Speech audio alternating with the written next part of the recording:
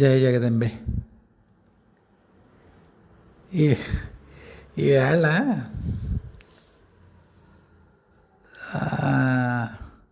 సశరీరంగా మోక్షాన్ని పొందచ్చా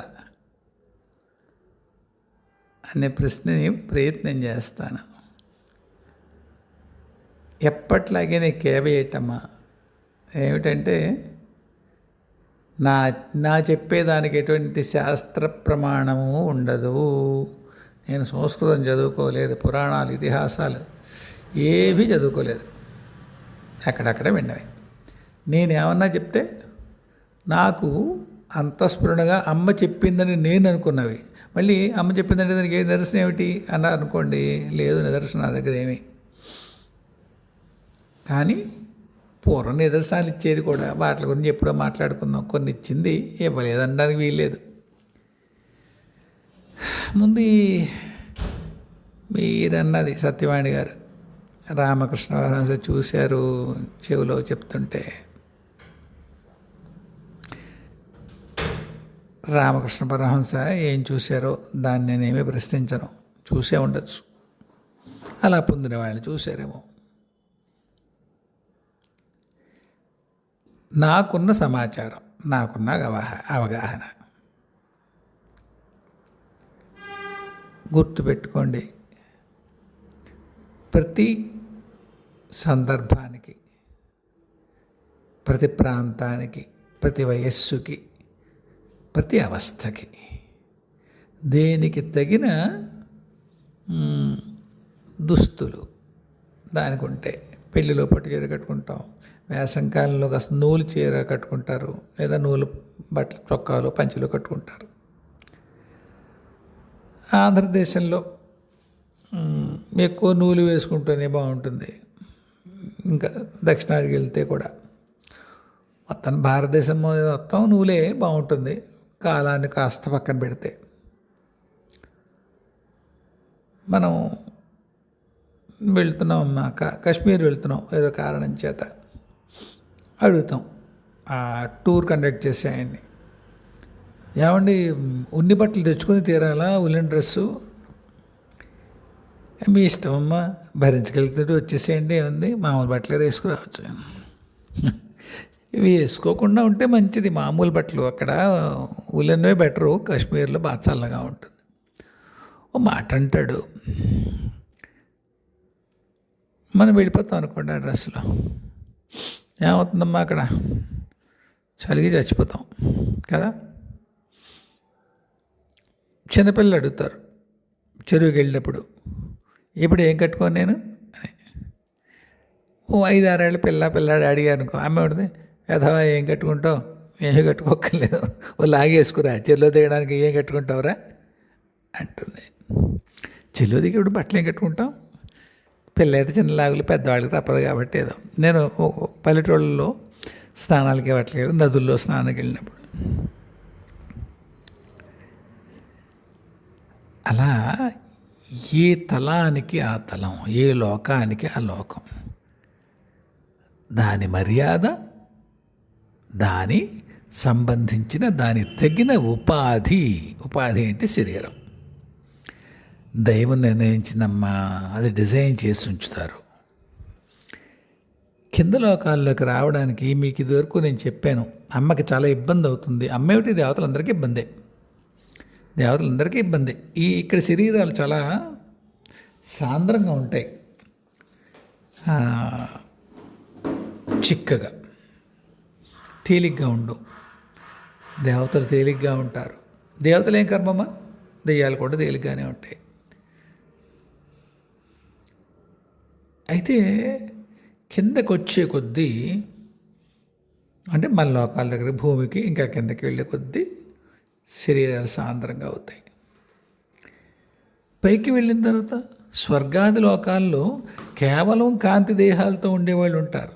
రూపాలు ఉండవా? ఉంటాయి. కొద్ది లోకాల్లో రూపాలు ఉంటాయి, కొన్ని లోకాల్లో రూపాలు ఉండవు. కారణ లోకాల్లో అయితే రూపాలు ఉండవని చెప్తారు. అలాగా అక్కడ దేహాలు, అక్కడ వాతావరణానికి సరిపోయేటువంటి ఆ లోకాల్లో సరిపోయే దేహాలు మనం అమర్చుకుంటాం. సాధనలో ఏం చెప్తారంటే, ఏ సాధన అనుకుంటున్నారమ్మా? 3 లోకాలు దాటిన సాధనలో చెప్తారు. మీకు వేరు వేరు లోకాలకు సరిపోయేటువంటి శరీరాలు నిర్మించబడుతున్నాయి అంటారు. అంటే మీ చైతన్యం ఆ లోకానికి వెళ్ళినప్పుడు ఆ శరీరాన్ని ధరిస్తుంది.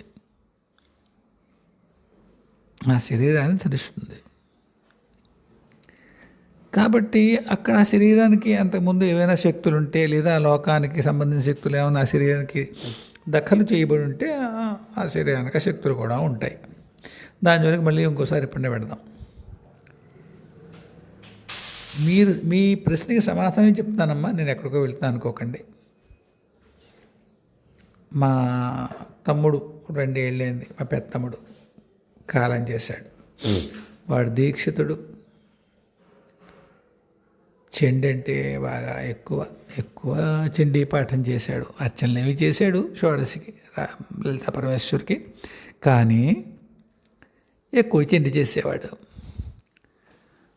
వాడి దహనం అయిన తర్వాత మా గురుపత్ని చెప్పిందని చెప్పాను కదా, ఒక్కసారి వాడిని కలవండి అని. కలిసిన రోజుని వాడు, నేను ఏ శరీరంతో నేను గుర్తించలేదు, కలిశాను. కానీ దరిమిలా ఒక్కసారి ఎప్పుడో వాడిని తలుచుకున్నాను నేను. వాడు దగ్గరలో ఉన్నట్టుగా మాట తెలిసింది నాకు. ఏదో పని మీద కిందకు వచ్చాడు. అప్పటికింకా వాడికి కొత్త ఉద్యోగం లేదా కొత్త జన్మ తాలూకా ఇది ఇంకా వచ్చినట్లేదు, ప్రివిలేజెస్. వాడు అడ్రస్ చేశాడు, స్వామి అని అడ్రస్ చేశాడు. ఇదేం పిలుపురా అన్నయ్య అనకుండా అన్నాను నేను. మీరెవరో తెలిసిన తర్వాత అనలేను స్వామి, వేరే మాటలు మాట్లాడుకురా బాబు, 60 ఏళ్ళు కలుసున్నాం, ఈ స్వామి పిలిపి ఏమిటి, అన్నయ్య అంటావు, యారా అంటావు, ఇదంతా పోయి యారా అమ్ము యారా అనలేను. అన్నయ్య అనడమే ప్రివిలేజ్, 60 ఏళ్ళు అనుభవించాను అని జోడించాడు చేతులు. పోలేరా బాబు, నేను ఎవరైతే ఏం లే కానీ నువ్వైతే తమ్ముడివే, ఎరా అని ప్రయత్నించి వస్తుందేమో అన్నాను నేను. దాన్ని చాలా కిందకి రావాలి స్వామి అన్నాడు. అన్నాను అంటే ఎత్తికి వరకు వచ్చేస్తే తప్పిస్తే ఆ అన్నయ్య అనే పిలువ వల్ల కాదు, అసలు ఆ భావమే రాదు. పైన మీరెవరో తెలుసున్నప్పుడు మీరు కంగారు పడకండి. నేను వాడు అన్నాడుగా చెప్పి మీరెవరు అని ప్రశ్నలు వరుసగా రేపొద్దున కామెంట్లు పెట్టండి. నేనే కాదు, మీరు అందరూ కూడా వేరు వేరు తలాల్లో కనుక మీరు సాధన చేస్తుంటే అందరికీ ఈ భౌతిక శరీరానికంటే ఎంతో ఉన్నతమైన చైతన్యం ఉంటుంది. కాబట్టి మీరు మా తమ్ముడు అన్నాడు కాబట్టి నేను ఒక 8 చేతులతో మీరేమి ఊహించుకోకండి. ఉన్నత తలాల్లో నా శరీరాలు నా గురువులు నిర్మించారు, మా అమ్మ అనుగ్రహించింది, అంచేత జరిగాయి. మీ గురువులు ఏం నిర్మిస్తున్నారో మీకు తెలియదు, అంతే. నాకు చెప్పారు మా వాళ్ళు. మీకో గురువులు ఉంటారు, గురువులు లేకుండా ఈ మార్గంలోకి రా. అసలు ఎవరు గురువులు లేకుండా ఉండరు. ఈ మార్గంలో కొంత ఆస్తి ఉన్న వాళ్ళకి తప్పకుండా గురువు ఉంటాడు. కాబట్టి అక్కడికి వెళ్ళొద్దు. ఏమండి, వెనక్కి వస్తాం. మరి కిందకు వచ్చినప్పుడు ఒక కొంత సాంద్రమైన డెన్స్ ఒకలాంటి బాడీ తీసుకోవాలి. అంత కిందకు వచ్చినప్పుడు చాలా చాలా అసౌకర్యంగా ఉంటుంది. అంచేత వస్తే కూడా చాలా తక్కువ వ్యవధే ఉండగలుగుతాను. మిమ్మల్ని అన్నయ్య అనడం కోసం అంత కిందకి రావాలి అని నవ్వేడు వాడు. సరే, తర్వాత ఒక్కోసారి అంటున్నాడు, ఒరే ఇప్పుడు సాధ్యం రాయ్, ఇప్పుడు అన్నయ్య అంటున్నావు కదా అన్నాను. కిందకు వస్తున్నాను అన్నాడు. కిందకు వస్తే అదే డెన్స్ బాడీ అన్నావురా అన్నాను. అంటే నవ్వి, అమ్మ ఒక వెహికల్ ఇచ్చింది, పని మీద వచ్చాను కదా, ఒఫీషియల్ వెహికల్ అంటే వాడికి ఒక ప్రొటెక్టివ్ కవర్ ఉంటుంది, అందుకని కిందకు వస్తాడు. కానీ కింద వాతావరణం వాడికి ఎఫెక్ట్ అవ్వదు. అలాంటివి చేసుకుంటాడు. ఎక్కువ కాలం ఉండాల్సి వస్తే మళ్ళీ ఇంకా ఏవో ప్రొటెక్షన్లు ఉంటాయి. మీకు ఒకసారి చెప్పాను నేను, తారమ్మ కానీ బాలమ్మ కానీ వీళ్ళు ఒక్కొక్కసారి కాళ్ళమ్మ, పెద్దాడ కాసేపు ఇంత జపం చేయి ఇక కింద పన్నుంది రావాలి అంటూ ఉంటారు నాని. అంటే బాగా దగ్గరికి వస్తారు భౌతిక తరాల్లోకి.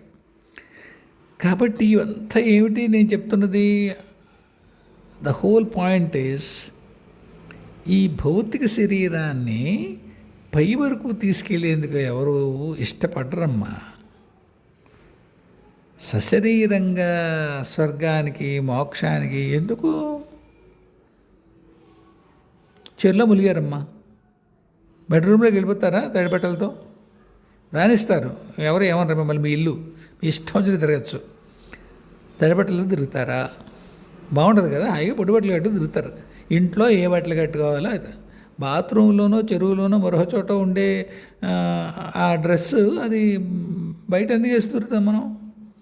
సుఖం ఉంటుంది కదా.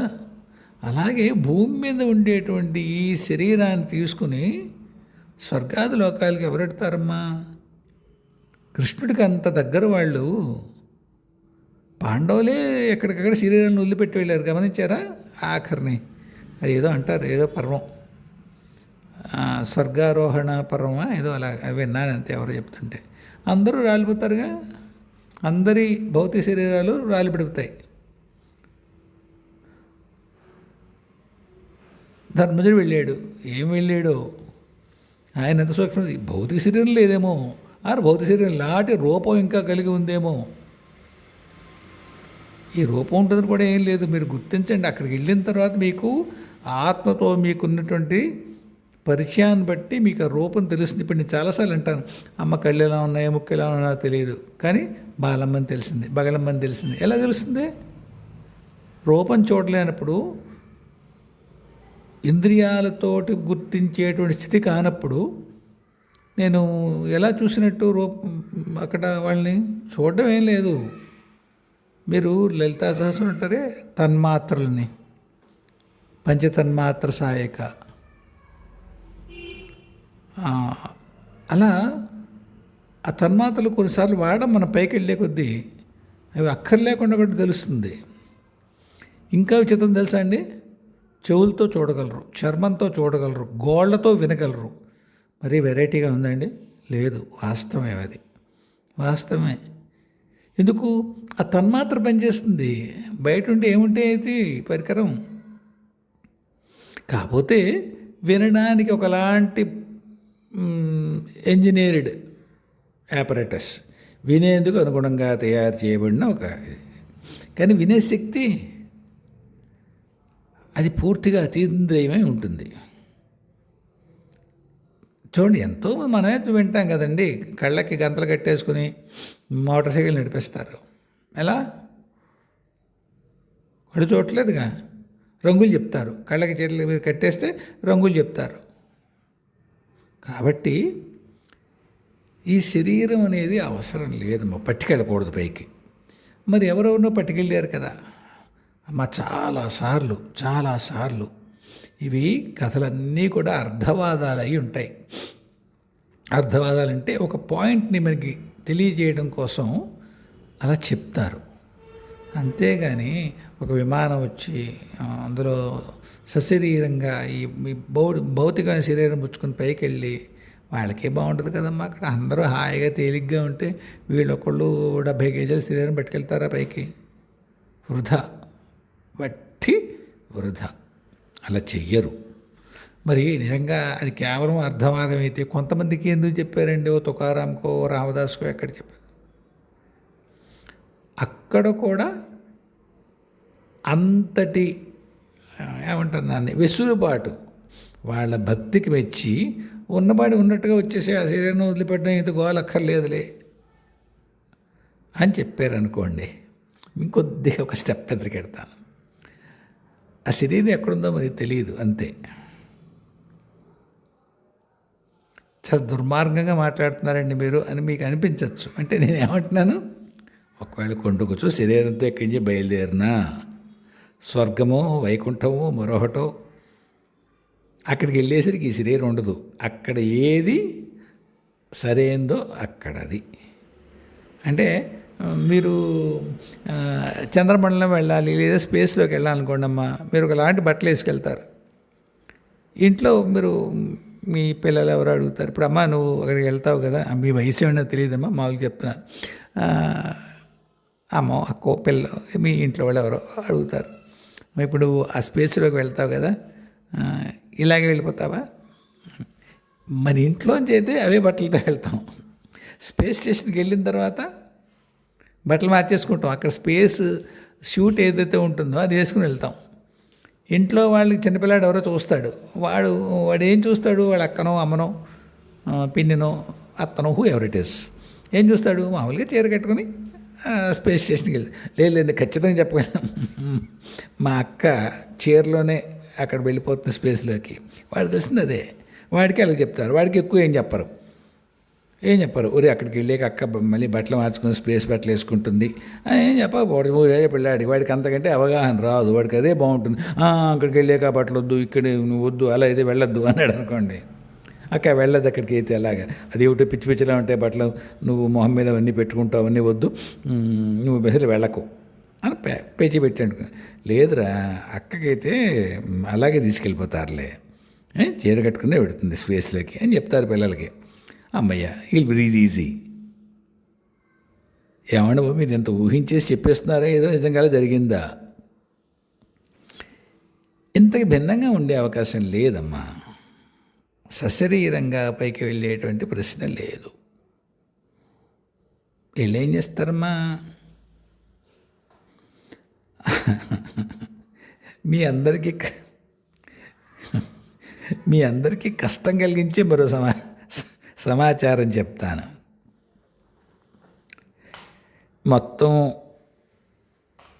మొత్తం ఆధ్యాత్మికమైనటువంటి విశ్వాసము, దాని యందు ఉండేటువంటి ఒక సుకూన్ అంటారు హిందీలో, ఏమంటారు తెలుగులో, అమ్మయ్య అనే భావం ఏదైతే ఉంటుందో ఆ భావాన్ని నేను తొలగించడం ఉద్దేశ్యం కాదు కానమ్మా.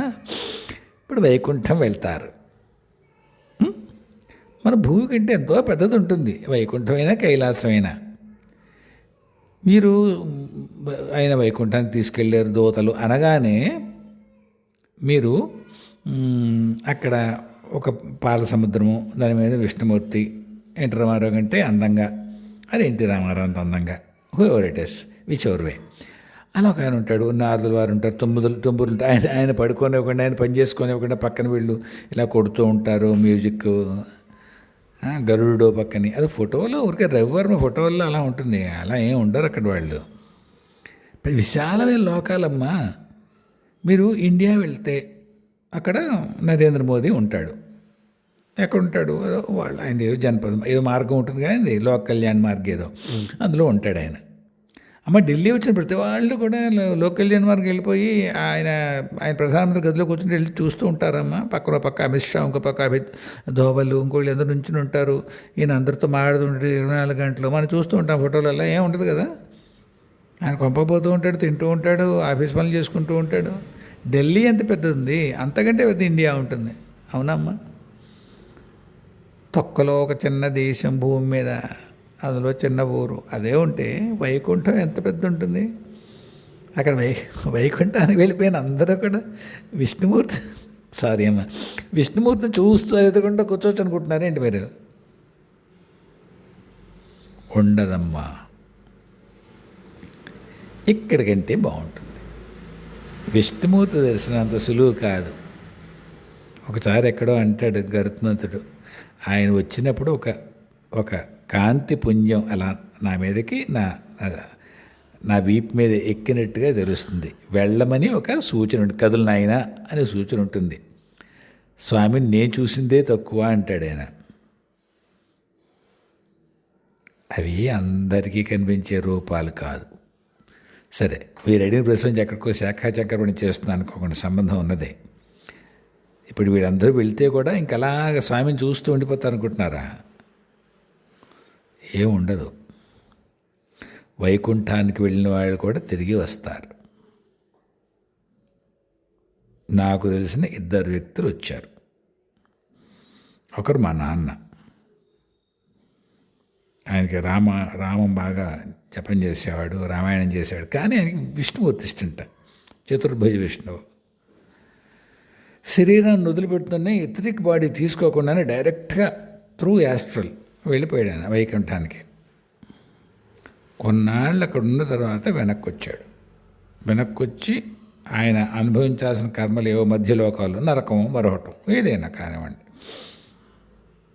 ముందు స్వర్గం కాదు, స్వర్గం తర్వాత వైకుంఠం కాకుండా ఎక్కడ బాధలు ఏమైనా ఉంటాయో కర్మలు కష్టాలు తీర్చుకోవాలి అశరీరంగా. వాడు వచ్చాడు, కొన్నాళ్ళు ఉన్నాడు, అయ్యాడు, వెనక్కి వచ్చాడు. వెనక్కి జన్మలోకి వచ్చేటప్పుడు నాకు ఒకసారి కనిపించాడు ఆయనకి నేను నమస్కరించాను, ఆయన నాకు నమస్కరించాడు. ఆయనకి ఎవరు కనిపించారో ఆయనకి నమస్కరించాడు. నాకు మా నాన్న తెలుసు కాబట్టి నేను నమస్కరించాను. నేను అడిగాను, వైకుంఠంలో ఉన్నావు కదా, వెనక్కి వస్తారా అక్కడి నుంచి అన్నాను. కొడుకుకి సమాధానం చెప్పాడు, అలా ఉండదు నాన్న, అక్కడ ఉండిపోవడం ఉండదు. మన పుణ్య సంపద, మన జపం ఎంత ఉందో దాన్ని బట్టి అక్కడ వెనక్కి వచ్చి వచ్చి అక్కడి నుంచి వచ్చిన వాళ్ళు చెత్త జన్మల్లోకి వెళ్ళరు, మంచి జన్మలోకి వెళ్తాం, సాధన చేసుకునే జన్మల్లోకి వెళ్తాం. తర్వాత తిరిగి వైకుంఠానికి వెళ్ళేందుకు మార్గం సులువవుతుంది. ఒకసారి వెళ్ళి వచ్చిన దారి ఎలా ఉంటే వైకుంఠంలో ఉండడానికి అవకాశం ఉంటుందో అలాంటి సాధనలు చేసుకుంటారు, అలాంటి గుణాలు తెచ్చుకొస్తారు.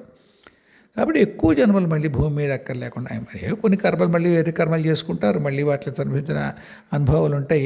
జస్ట్ ఊరికి ఒకటే వన్ వే టికెట్ టక్కన వచ్చేసి వెళ్ళిపోవడం ఉండదు.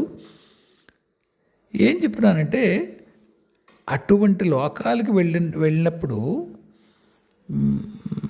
ఈ శరీరాలు కుదరవమ్మ, సశరీరంగా అనేటువంటిది ఏమీ ఉండదు. ఒకసారి వెళ్తారు, దర్శనం ఇస్తాడు స్వామి, తర్వాత అక్కడ ఆయనకి ఏం పని ఇవ్వబడుతుందో అక్కడ ఉండేవాడికి అయితే వైకుంఠంలో పనిచేసే అంతటి సాధన చేసిన వాడికి అక్కడ ఏదో పని చెప్తారు, అది అయిన తర్వాత మళ్ళీ వెనక్కి వస్తాడు. ఇంకా పూర్తిగా దాన్ని సాధించి ఉండకపోతే ఒక్కటే లెక్క. వైకుంఠానికి వెళ్ళడం, వైకుంఠంలో కూడా ద్వంద్వత్వం, స్వామి వేరు మీరు వేరు. అక్కడ ఉన్నటువంటి విష్ణుదూతలకు అధిపతి, దానికి ఒక డిపార్ట్మెంట్, ఇంకా ఏమున్నాయో వైకుంఠంలో అన్ని డిపార్ట్మెంట్. మీకు అక్కడ ఎక్కడ మీకు ఉద్యోగం దొరుకుతుందో, పని దొరుకుతుందో ఆ పని చేసుకుంటారు. మరి కాస్త పుణ్య సంపద ఏదో వస్తుంది, అది అయిపోయిన తర్వాత మళ్ళీ వెనక్కి వస్తారు. వెనక్కి రాకుండా అంటే విష్ణువే మీరు అనేటువంటి జ్ఞానం వచ్చే వరకు ఇవన్నీ తప్పదు. కాబట్టి సశరీరంగా అనేది నాకు తెలిసి ఏమీ ఉండదు. ఒకవేళ అటువంటి అవకాశం ఇస్తే కూడా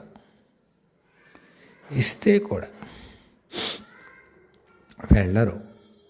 బెరితనం కదమ్మా, బాగుండదు అక్కడ. ఈ శరీరం, ఈ ఉపాధి బాగుంటుంది అక్కడ, హాయిగా అందరూ సుఖంగా ఒకలాంటి అక్కడ సరైనటువంటి దేహం ఏది ఉంటుందో అది ధరిస్తూ వెళ్తున్నప్పుడు మనం ఈ బరువుగా ఉండేటువంటి అనేకటువంటి అష్టవికారాలు అంటారు కదా, పుట్టడం, పెరగడం, ఇంకేవో మార్పులు, 6 రకాల మార్పులు, షడ్వికారాలు అంటారు. ఇన్ని షడ్వికారాలు ఉండేటువంటి మానవ ఉపాధిని పెట్టుకుని అక్కడికి ఎందుకమ్మ వెళ్ళేది? అక్కడ ఏది బాగుంటుందో అది ధరించడమే, అదే ప్రివిలేజ్ అంటే. ఏమ్మా, అంతేగాని సశరీరంగా వెళ్ళడం కాదు. అమ్మ చెప్పినటువంటి కొన్ని పనులు ఏవైతే అక్కడ సమాచారం నేను బయటికి తీసుకురాకుండా ఉండేవి ఏవైతే ఉన్నాయో ఒక 2-3 షేర్ చేసుకుంటాను. అందులో ఈ శరీరానికి సంబంధించినది కూడా మీకు ఒక్క స్పర్శ ఉంటుంది. దానికి మీరు అడిగిన అంటే ఇప్పుడు ఏది సశరీరంగా అనే విషయం గురించి చెప్పానో దానికి ప్రత్యక్ష సంబంధం ఉండకపోయినా ఉంటుంది. కొన్ని సంవత్సరాల క్రితం, 4-5 ఏళ్ల క్రితం భారతదేశంలో ఒకానొక ఏమంటారు సరిహద్దు రాష్ట్రంలో పెద్ద తుఫాను రావాల్సి ఉండింది. అక్కడికి బాలమ్మ వెళ్ళమని చెప్పింది. ఒరే దుర్గా అక్కడ ఎదురు చూస్తోంది, నీతో పని ఉంది, ఒకసారి వెళ్ళి అక్కడికి. వెళ్ళాను. వెళ్ళినప్పుడు ఇక్కడ తుఫాను ఉంది నాన్న, దాన్ని బలహీనపరచాలి అంది. అమ్మ నువ్వు కలగజేసుకుంటున్నావేమే అన్నాను. చాలా ప్రకృతికి సంబంధించిన విషయం, మామూలు నార్మల్ విషయం కదా. కాదు నాన్న, ఇది నార్మల్ కాదు. ఎందుకంటే ఇది ఒకానొక ప్రయోగం లాంటి దాని వల్ల జరుగుతోంది ఇక్కడ. ప్రయోగమా అంటే ఎవరైనా చేతబడి చేస్తారా దేశాలకి అన్నాను. చేతబడి కాదు, ఒక సామూహికమైనటువంటి చైతన్యంలో వచ్చినటువంటి ఒక తీవ్రమైన అయిష్టం, చెడు కోరుకునేటువంటి ఒక భావన. మనం అంటే దిష్టి అంటామే, మనం ఘోష. మన మంచివాళ్ళైనా కానీ మనకి ఘోష తగలచ్చు. అలా ఆ ప్రాంతం బాగా వృద్ధి చెందిన ప్రాంతం. తర్వాత ఒకానొక ప్రముఖ రాజకీయ నాయకుడికి సంబంధించింది. ఆయనంటే చాలామందికి జాతీయంగా అంతర్జాతీయంగా అయిష్టం ఉంటుంది. అక్కడ ఆ ప్రాంతానికి కనుక గాయం కలిగితే, నష్టం కలిగితే, వాడి ప్రాంతాన్నే వాడు సరిగ్గా చూసుకోలేకపోయాడు, ఒక ప్రాకృతిక విపత్తు వచ్చినట్టు వీడేం చూస్తాడు అనేటువంటి చెడ్డ పేరు తెచ్చే ప్రయత్నం ఉంటుంది. ఎవరు చేయిస్తారు ఇది? నేను అన్నాను, ఈ చైనాయో పాకిస్తాన్ వాళ్ళు చేస్తారా? వాళ్ళకి చేతబడులు ఏమి ఉన్నాయా అన్నాను. లేవురా, అలా ఉండదు, ఇది చేతబడిగా ఉండదు. అక్కడ కొంతమంది లోకంలో కొన్ని ప్రాంతాల్లో ఘోష ఉంది. చెడు కోరుకునేటువంటి, తీవ్రమైన చెడు కోరుకునేటువంటి ఒక వేవ్ అనండి, అటువంటిది ఇక్కడ రాబోతోంది. దానివల్లే మామూలుగా రావాల్సిన ప్రకృతి సంబంధమైన విపత్తు ఇంత తీవ్రతను సంతరించుకుంది. నువ్వు నేనేం చేస్తాం? చెండు ఏం చేస్తుంది? అన్ని ఆపదల నుంచి కాపాడుతుంది. ఆవిడ ఆ శక్తిని ఇక్కడ వినియోగించడానికి ఆవిడ ఒక అంతటి తల్లి అనే విశ్వంలో ఎక్కడుంటుందో ఆవిడ ఇక్కడికి వచ్చి ఒక దేశంలో, ఒక రాష్ట్రంలో, ఒక ప్రాంతంలో, మీకోసారి చెప్పాను, ఆవిడ ఒక్క ఆయుధం కూడా భూమి మీదకి తన పూర్తి శక్తితో వస్తే భూమి తట్టుకోలేదు. కాబట్టి ఒక చిన్న అంశగా వస్తుంది. ఆవిడకి ఇక్కడ లోకల్గా ఎవరో తెలిసిన వాళ్ళు ఉన్నారుగా, పనిచేసి పెట్టేవాళ్ళు, నాలాంటి వాళ్ళు.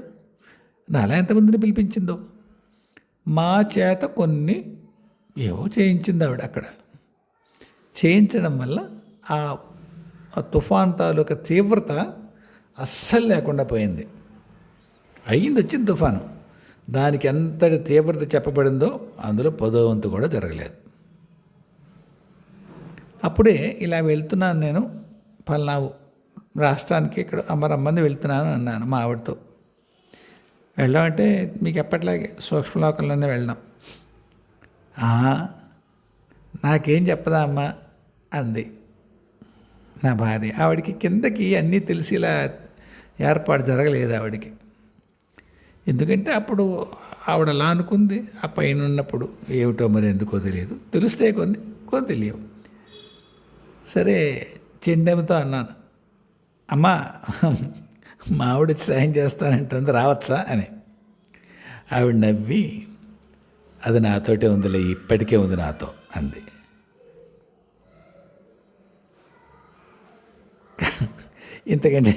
ఇంతకంటే ఏం చెప్పలేను కానీ వివరాలు. అలా ఉంటుంది ఒక్కోసారి. అక్కడ ఆవిడతో కలిసి ఏదైనా పని చేస్తుంటే కూడా ఇక్కడ మనకి భౌతికంలో ఏమీ తెలియకపోవచ్చు. ఎందుకు? ఆ శరీరం వేరు, ఈ శరీరం వేరు. దట్టమైన ఈ సాంద్రమైన ఈ శరీరంలోకి ఆ కమ్యూనికేషన్ ఛానల్, ఆ పర్టికులర్ ఛానల్ కనెక్ట్ చేసుకోలేదు బై చాయిస్. అమ్మతో పాటు పనిచేయగలిగేటువంటి ఒక చైతన్య స్థితి ఉన్నటువంటి ఒక ఆత్మకి భౌతిక శరీరానికి ఎందుకు పెట్టుకోవాలి సమాచారం? అవసరం లేదనిపించింది. అలా ఉంటుంది. ఇంకొకసారి తూర్పుగోదావరి జిల్లాలో ఒక ప్రాంతం, ఆ ప్రాంతంలో ఇదేదో మీకు చందమామలో చిన్నప్పుడు శిథిలాలయం అని ఒక సీరియల్ వచ్చేది నా చిన్నప్పుడు. అంటే నేను ఏం చదువుకుంటున్నాను, బోర్డు స్కూల్ అంటే ఎలిమెంటరీ స్కూలు, 6వ తరగతి 7వ తరగతి తర్వాత అది ఎవరు ఒక బెంగాలీ నవల అనుకుంటాను శిథిలాలయానికి. అది తర్వాత దుర్గేశి నందిని బెంగాల్ నవల. శిథిలాలయం కూడా అలాంటిదేమో మనకు తెలియదు. మొత్తానికి అలాగా భూమిలో ఒక ఆలయం ఉంది, కాళీ ఆలయం, తూర్పుగోదావరి జిల్లా. అందరికీ తెలుసా అండి? ఎవ్వరికీ తెలియదండి. తవ్వితే ఉంటుందా? నెక్స్ట్ ప్రశ్న. తవ్వనివ్వరండి. ఇప్పుడు ప్రస్తుతం తవ్వేందుకు కాదు అది. ఆ కాళీ ఆలయంలో ఒక పూజారి ఉంటాడు, కొందరు ఒకళ్ళు ఇద్దరు ఉంటారేమో యక్షుళ్ళు ఉంటారు. వాళ్ళు కొన్ని వందల సంవత్సరాల పాటు దాన్ని కాపలా కాస్తారు. విశేషమైన శక్తులు ఉన్నటువంటి శక్తులు నిక్షిప్తం చేయబడినట్టు కాళీమందిరం ఓ పట్టాన్ని అంత ఏమంటుందని యాక్సెస్ ఉన్నటువంటి గుడి కాదు అందరికీ. నేను ఆవిడ పిలుపు మీదకి 2-3 సార్లు వెళ్ళాను. అక్కడ ఏం జరిగింది ఏమన్నా పెద్ద విషయాలు ఏం కాదు, ఇక్కడ ఇప్పుడు మనం చర్చించుకోవాల్సిన విషయాలు కాదు. కానీ ఆ యక్షులకి కొద్దిగా మార్చడంలో అమ్మ నన్ను చూడమంది. ఒక యక్షిని ఎన్ని వందల ఏళ్ళ నుంచి ఉన్నాను ఇక్కడ నేను, అంచేత వెనక్కి వెళ్తాను అంది. పూజారి అంటారు కానీ మీరు మామూలుగా పూజారి అంటే మామూలుగా బ్రాహ్మణు ఊహించుకోకండి. అక్కడ ఎవరో బ్రాహ్మడు ఒక పిల్లకెట్టుకుని వాడిదో పూజ చేసుకుని గంట కొట్టుకుంటూ ఉంటాడు. అలా కాదండి. అక్కడ ఉన్న ఆ అర్చకుడు కూడా ఆ మహాశక్తి ఏదైతే నిక్షిప్తమైందో దాన్ని కాపలా ఉండి దానికి ఏం చేయాలో ఏమంటారు సేవలు, శక్తికి ఏం సేవలు ఉంటాయి అవి చెయ్యాలి. ఏ ఉపచారాలు చేయాలో అది అక్కడ ఉండడానికి. దానికి 8 చేతులు ఊహించుకోకండి. శక్తి విగ్రహం ఉంది, కాళీ విగ్రహంగా మనం ఎరుగుతుంది. దాన్ని ఆ గుళ్ళో నిక్షిప్తం చేయబడింది ఆ శక్తి. దాని గుడిని మనం అంటున్నాం మనకి కన్వీనియన్స్ కోసం. అక్కడ ఉండేటువంటి ఆయన ఎవరైతే సాధకుడో లేకపోతే దాని కాపలాదారో అమ్మ కొడుకు ఎవరో అక్కడ ఓసారి ఆయన కలిసినప్పుడు ఓసారి నాకు చెప్పాడు, నాయన నువ్వేం చేస్తున్నావు చెప్పు అన్నాడు. ఫలానా కాళీమంత్రం చేస్తాను బాబు గారు అన్నాను నేను. అంటే ఈ అక్షరం పెట్టుకొని అయినా బాగుంటుంది అన్నాడు. అదో 20 అక్షరాలు కాళీమంత్రం ఉంటుంది, ఈయన ఇంకో అక్షరం చేర్చాడు ముందు. ఇదా ముందు ఎందుకండి అన్నాను. సంపుటీకరలో ఉంటుందండి, బాగుంటుంది చేసుకోండి అన్నాడు. మీ ఇష్టమైతేనే అన్నాడు. అయ్యో ఇంతటి శక్తిని మీరు ఇక్కడ ఇచ్చేస్తున్నారు, దాని సమర్థతని దాని అంటే ఇంటిగ్రిటీ అంట కదా, దాన్ని ఎలా ఉంచుతున్నారు, రక్షిస్తున్నారు. ఏ పర్పస్ కోసం ఎన్నాళ్ళ కోసం ఉందో ఏమిటో ఇక్కడది. కాబట్టి తప్పకుండా అలాగే చేస్తానని చేస్తున్నాను కూడా ఆ మంత్రానికి అక్షరం చేర్చి. ఒకసారి ఇప్పుడు అమ్మందిట, దీని మీద చాలామంది కళ్ళు ఉన్నాయిరా అని. అంతర్లోకాల్లో సుమండి భూమి మీద వాళ్ళకి ఏం తెలియదు. అది అంతర్లోకాలకి అంతటి మహత్తరమైన శక్తి ఏదైతే ఉందో అక్కడ కనుక ఏదన్నా సాధన చేసుకుని only we can tap that energy. ఆ శక్తిని మనలో కొంతైనా మనం వాడుకోగలిగితే చాలా అద్భుతాలు సాధించవచ్చు అని తప్పలేమో ఉంటాయి అనుకుంటాను. అందుకే అమ్మ అంటుంది అది అందరికీ యాక్సెస్ ఉన్న విషయం కాదురా, ఏదో పని మీద పెట్టింది అక్కడ అని. అక్కడికి కూడా మరి ఎలా వెళ్తామండి? సూక్ష్మ శరీరంతో వెళ్ళాలి. నాకు ఉదాహరణకి యాక్సెస్ ఉందనుకోండి, అమ్మ దయ వల్ల అలాంటి చోటు వెళ్ళడానికి. నేను మామూలుగా గొయ్యిత వేసి మెట్లెట్టేసుకుని వెళ్ళిపోతానండి అక్కడికి. సాధ్యమే కాదు. దానికి భౌతిక రూపం ఉండకపోవచ్చు కూడా, మనం ఎరుగున్న భౌతిక రూపం. ఎప్పుడైతే గుడి ఓ అమ్మవారు ఒక కాపలాకో యక్షిని దాన్ని యక్షిని ఒకళ్ళు ఇద్దరు ఇవన్నీ జరిగేటప్పుడు దానికి ఏదో రూపం ఉంటుంది కదా, అది భౌతికంగా మనం చూడగలిగే రూపం కాదు. కాబట్టి ఒక మట్టిలో ఇరుక్కుపోయిన ఒక గుడి అలా ఊహించుకోకండి. పాత అంటే భూమి కింద దేవాలయం ఉంటే మీరు ఒక ఏదో తుఫానుకో లేకపోతే భూకంపానికో భూమిలోకి దిగపడిపోయినటువంటి ఒక ఆలయాన్ని ఊహించుకోకండి. కాబట్టి ఇక్కడికి వెళ్ళేటప్పుడు కూడా మన శరీరాల్ని భౌతిక శరీరాన్ని ఇంట్లో పెట్టేసి ఒక సూక్ష్మ శరీరాన్ని తీసుకుని అక్కడికి వెళ్తాం. అందుకని అమ్మ ఈ భౌతిక శరీరంతో అన్ని చోట్లకి వెళ్ళాలి, భౌతిక చర్మచక్షులతోటి అన్నీ చూడాలి అనేటువంటి కోరిక ఒకవేళ సరదా ఏమైనా ఉంటే వాటిని వదిలేసేయండి. ఏ పనికి ఏ శరీరం అనుకూలమో, ఏ చైతన్య స్థితికి ఎటువంటి ఉపాధి మంచిదో అది మన గురువులు మన ఉపాస్య దైవాలు చూస్తారు. అంచేత దాంట్లో మన ప్రమేయం అక్కర్లేదు. ఎవరినో ఒకవేళ అలా వెళ్ళిపోయారని చెప్పినా కానీ ఊరికే మనకి మరింత గాఢంగా వాళ్ళు ఎంతటి చక్కటి స్థితిలో ఉన్నారో అని చెప్పడం కోసమే తప్ప అది అలాగే జరిగిందనేటువంటి భావనలో ఉండకండి. ఏమ్మా, సరే మరి ఇప్పటికీ ఇంతే. జయ గురుదేవ్, జయ జగదంబే, స్వస్తి.